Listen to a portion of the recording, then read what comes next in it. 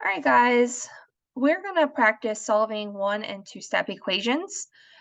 This should all be review. So let's take a look at our first equation.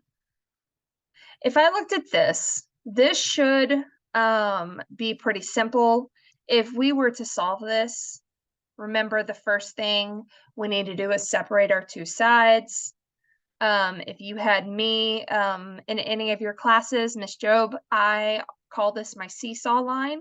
Because if you think about that line through your equal sign as being the middle of a seesaw, our goal is to keep it balanced. So what I do to one end of the seesaw, I have to do to the other end as well to make sure it doesn't become imbalanced.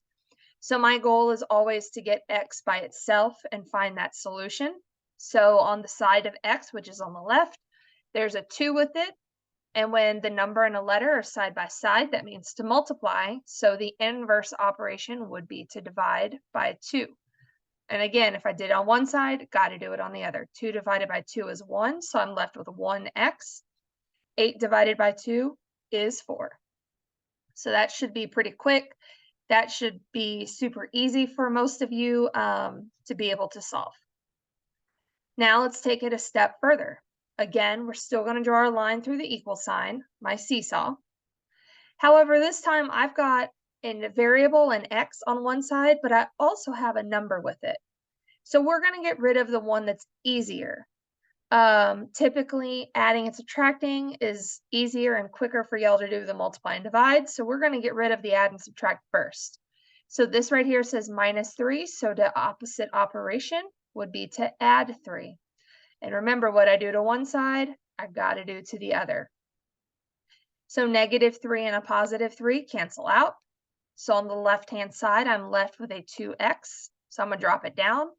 And on the right-hand side, I'm at 5 plus 3, which is 8. Now, hopefully this looks a little familiar to the last problem. We're going to divide by 2, and I get x equals 4. Now, when you look at these side by side, what are some things that you noticed? Well, hopefully you noticed that we got the same answer. But also, if you notice, the left-hand equation we were able to solve in one step, where the second one we're able to solve in 2 steps. So this one here is actually a 6th grade problem. And this one here is what you learned last year in 7th grade.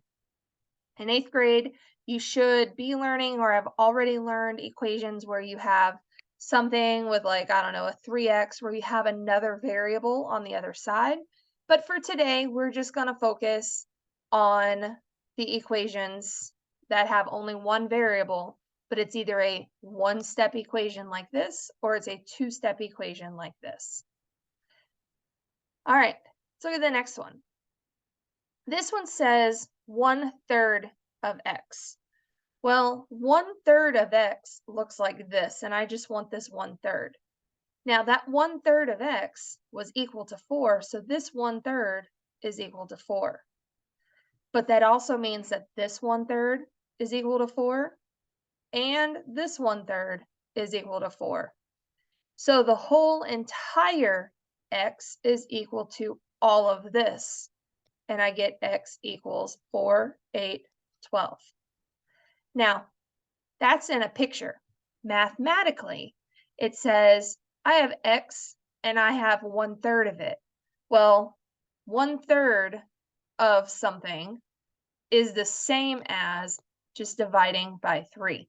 So this really says x divided by 3. Well, the opposite of divide by 3 would be to multiply by 3. So I'm going to multiply by the reciprocal on both sides.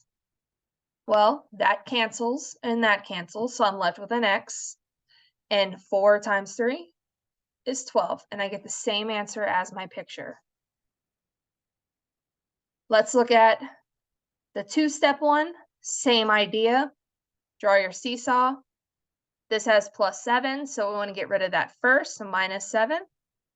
I get 1/3 of x is equal to 11 minus 7 is 4. And 1/3 x could be rewritten like this and say x divided by 3. So the inverse is to multiply by 3. No matter how you look at it, it still simplifies and cancels out. So x equals times 3, and I get 12 again.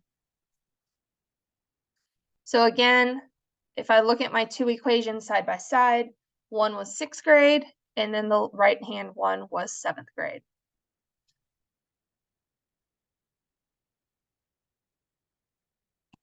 So I'm going to quickly go through and practice, and then I'm going to let y'all practice some. All right, we're going to start by drawing our seesaw. We're going to say -5 on both sides because that's where it's the easiest one to get rid of. So these 5s cancel out, and I'm left with a 4x. And 37 minus 5 is 32. Next step would be to divide by 4. And again, what I do to one side, I have to do to the other. 4 divided by 4 is 1. So I'm left with 1x. 32 divided by 4 is 8. And finished.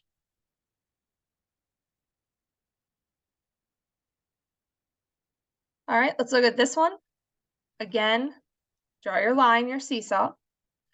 I see -8, so let's add 8 to get rid of it. It's the easiest thing to do. These things cancel, so I'm left with 1/2 x equals 40 plus 8, 48. Now, if this confuses you, go back to your picture. Here's my x. I want half of it. Well, that half is equal to 48.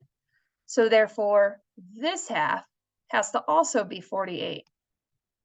So therefore, the whole x is equal to 48 plus 48, which is 96.